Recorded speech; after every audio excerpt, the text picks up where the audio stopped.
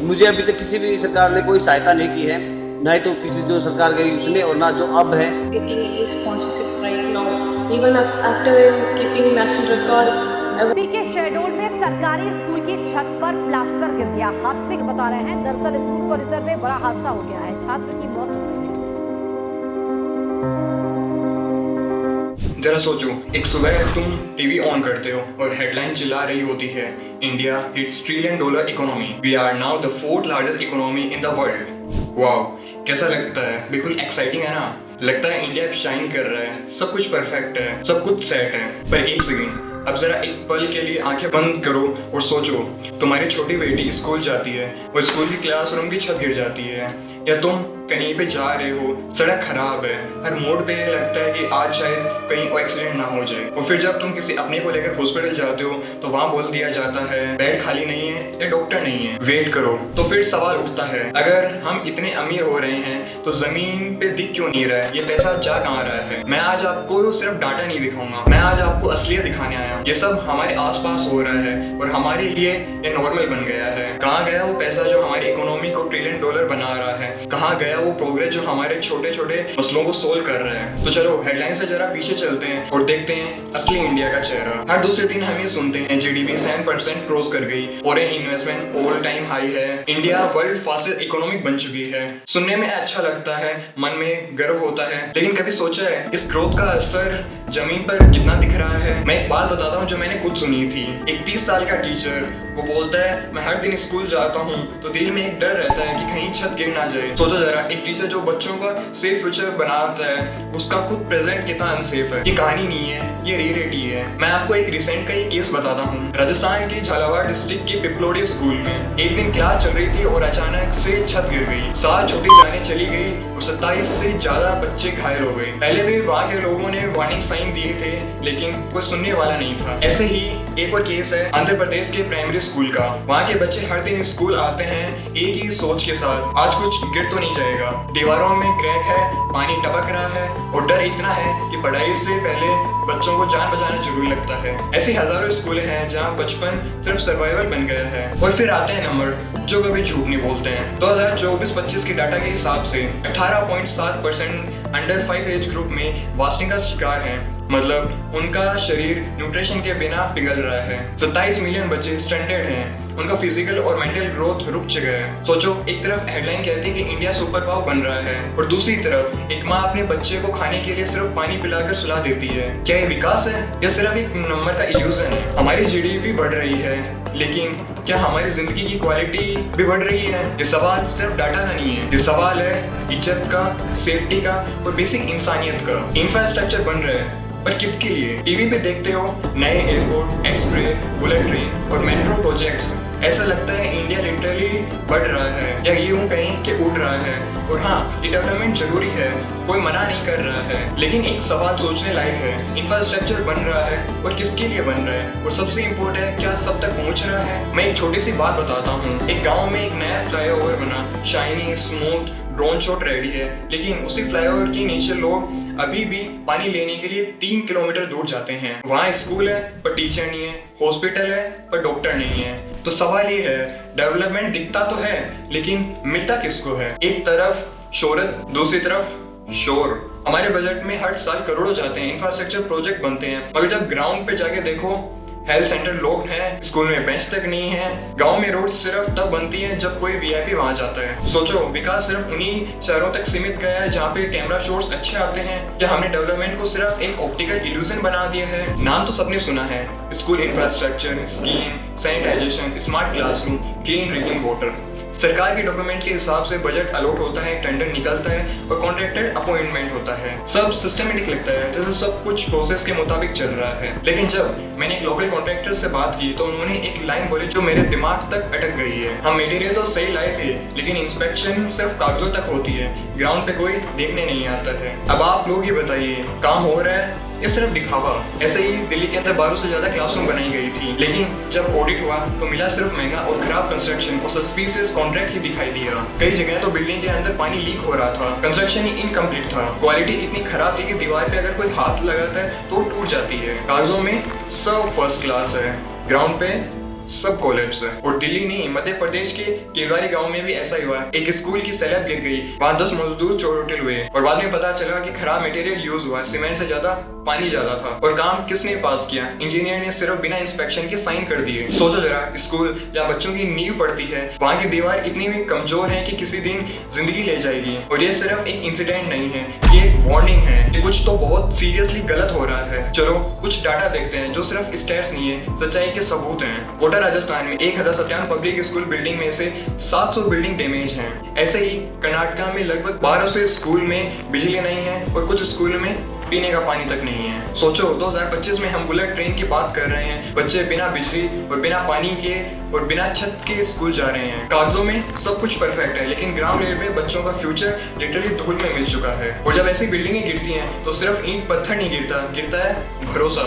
जब हम एथलीट की बात करते हैं तो सिर्फ मेडल और ट्रॉफी याद आती हैं, उनकी जीत का जश्न मनाते हैं। पर जब हम अपने एथलीट की रियल स्ट्रगल देखते हैं तो वो सपना कहीं ना कहीं दूर लगता है। और टाइम पहले एक मीम वायरल हुआ था जिसमें बताया गया था दिनेश कुमार इंटरनेशनल बॉक्सर जो आइसक्रीम बेचने पर मजबूर है क्योंकि गवर्नमेंट की तरफ से कोई फंडिंग नहीं मिल रही है। मुझे अभी तक किसी भी सरकार ने कोई सहायता नहीं की है, ना ही तो पिछली जो सरकार गई उसने और ना जो अब है, कोई सरकार की तरफ से मुझे अभी ने जो स्पॉन्सर के लिए स्ट्रगलिंग कर रही है। क्यों?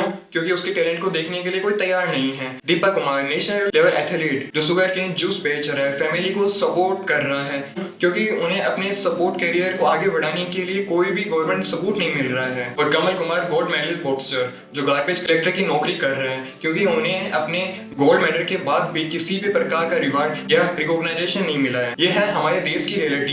हम अपने देश के लिए बिग प्रॉमिस करते हैं, लेकिन जब बात आती है रियल सपोर्ट की तो हमारे एथलीट्स को अपने बेसिक नीड के लिए स्ट्रगल करना पड़ रहा है। अगर हम चाहते हैं कि हमारा देश ओलंपिक्स होस्ट करे तो हमें अपने एथलीट के असली स्ट्रगल और नीड को समझना होगा। वो सिर्फ प्रोमिसेस और स्पीचेस से आगे नहीं बढ़ पाएंगे, उन्हें एक्चुअल सपोर्ट और रिसोर्सेज चाहिए, तभी तो हम अपने ओलंपिक ड्रीम को सच कर पाएंगे। और ये सिर्फ एक थ्योरी नहीं है, ये हम सबका सवाल है क्योंकि आज के यूथ ही कल का भारत है। गरीबी, करप्शन और सुरक्षा, एक तरफ हम देखते हैं लग्जरी टावर, प्राइवेट जेट्स की चमक दमक और दूसरी तरफ एक आम आदमी की जिंदगी जहाँ रोज की स्ट्रगल कॉमन बात है। ये भेदभाव सिर्फ हेडलाइन में नहीं, हमारे आसपास की हकीकत है। सपना था एक सिक्योर नौकरी, लेकिन मिला सिस्टम का तमाचा। वेस्ट बंगाल में 2025 का एक सीन काफी वायरल हुआ था। हजारों एस्पिरेंट टीचर सड़क पर उतार रहे, हाथों में पोस्टर और गुस्से से भरे चेहरे। क्या मांग रहे थे? सिर्फ न्याय। जिन लोगों ने मेहनत करके एग्जाम दिए, जिन टीचर बनने का जुनून था, उनके मार्क्स सिस्टम ने टेम्पर कर दिए। जो उनको दी गई जिनसे पैसा मिला। एक लड़के ने कहा मैं 3 साल से तैयारी कर रही हूँ, सब क्लियर किया, पर इंटरव्यू में कहा गया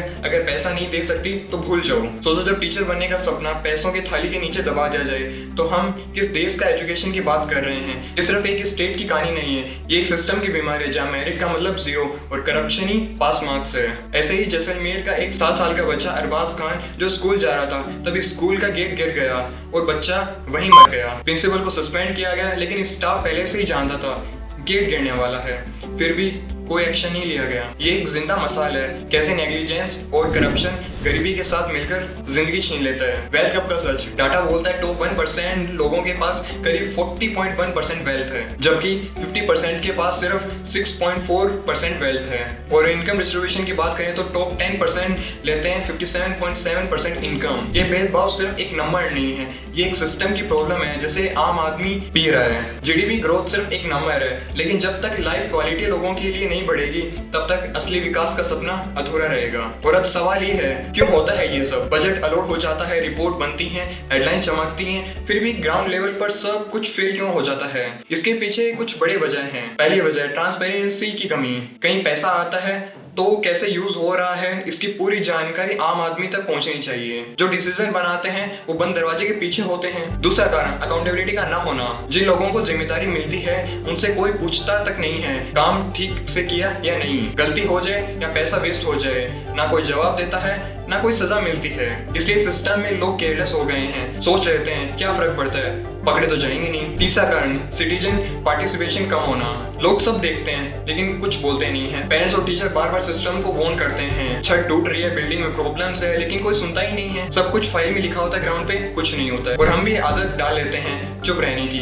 फिर सिस्टम कैसे सुधरेगा? सरकार के पास पैसा है, $1 बिलियन प्रोजेक्ट है, पर वो पैसा कहाँ जा रहा है किसी को नहीं पता। मिनिस्टर और ऑफिशियल के पास इंटरनेशनल ट्रिप का बजट है, पर आम आदमी के लिए बेसिक हेल्थ, एजुकेशन और सेफ्टी फैसिलिटी तक नहीं है। हम सब जानते हैं कि वीआईपी अपनी लग्जरी लाइफस्टाइल के लिए कैसे फॉरेन ट्रिप पर जाते हैं, जहाँ उनके दिन सिर्फ कॉन्फ्रेंस रूम से 5 स्टार होटल में गुजर जाता है। और हम हमारे स्कूल में छत गिर रही है, हॉस्पिटल में बेड नहीं है और सड़क में गड्ढे हैं जो एक्सीडेंट का कारण बन चुके हैं। और एक और बहुत बड़ा मसला, वोट चोरी और इलेक्शन के प्रोमिसेस। इलेक्शन के टाइम हर कैंडिडेट गांव-गांव, मोहल्ला-मोहल्ला जाके कह रहा है सड़क बनाएं, स्कूल सुधारें, हेल्थ फैसिलिटी इंप्रूव करें। लोगों को 500,000 रुपए देके प्रोमिसेस करते हैं ताकि वोट मिल जाए, पर फिर इलेक्शन के बाद सब कुछ भूल जाते हैं। 5 साल सब कुछ वैसा का वैसा रहता है। हमारी जिंदगी में कोई बदलाव नहीं आता है, बस हम उन्हें अपना वोट दे देते हैं। अगर हम अपनी वोट की पावर को समझकर इन्फॉर्म वोटिंग करें तो ये साइकिल कभी नहीं चलेगी। हम लीडर से अकाउंटेबिलिटी मांग सकते हैं और उनसे उनके प्रोमिसेस की पूरी तरह जवाबदेही ले सकते हैं। ये डिस्पैरिटी दिखाती है कि जब तक सिविक सेंस और अकाउंटेबिलिटी नहीं आती, सिस्टम कभी भी रियल डेवलपमेंट नहीं कर सकता।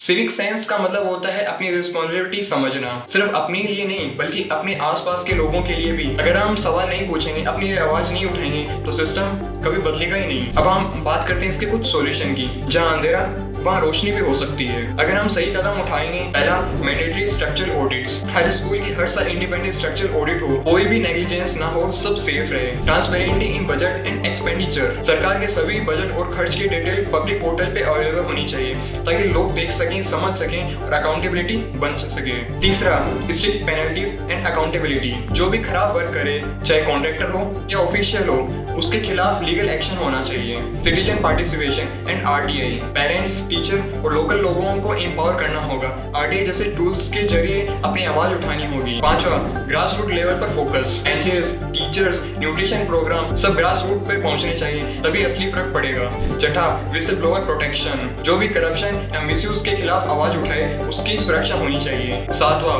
Regular inspection and local oversight committees. Local level पर कमिटीज बनाकर स्कूल और हेल्थ सेंटर को मॉनिटर करना चाहिए, जो ग्राउंड रियलिटी को समझे और एक्शन ले। चेंज शुरू होता है छोटे छोटे एक्शन से, लेकिन उसका इम्पैक्ट होता है बड़ा, और वो बदलाव हम सब ला सकते हैं। और अब सबसे इम्पोर्टेंट रोल, आपका रोल, जो आप मुझे देख रहे हैं। अगर आपके आसपास कोई स्कूल अनसेफ है तो उसकी फोटो या वीडियो के साथ कंप्लेन करो, अपनी आवाज उठाओ, चुप मत रहो। आरटीआई फाइल करो, पूछो कॉन्ट्रैक्टर कौन है, बजट कहाँ गया, मटेरियल की क्वालिटी क्या थी। ये सवाल पूछना आपका हक है। वोट करो उन लीडर को जो सच में बदलाव लाना चाहते हैं, जो अकाउंटेबिलिटी और ट्रांसपेरेंसी के पक्के हैं। सोशल मीडिया पर अपने एक्सपीरियंस शेयर करो, पोस्ट करो, जिससे ज्यादा लोग जागरूक हो। लोकल सिविक ग्रुप्स को ज्वाइन करो, अपने एरिया के मसलों को समझो और उन्हें सोल्व करो। अगर आपको पूरा डाटा और रेफरेंसेस देखने हैं तो डिस्क्रिप्शन में दिए गए लिंक पर क्लिक करें। हम जीडीपी रैंकिंग के पीछे भागते हैं, पर असली जीत तब होगी जब हर बच्चे की क्लास सेफ होगी, हर हॉस्पिटल में दवा होगी, रोड्स में गड्ढे नहीं होंगे। अगर हम सब मिलकर डिमांड करें, अगर हम सब अकाउंटेबिलिटी और ट्रांसपेरेंटी मांगे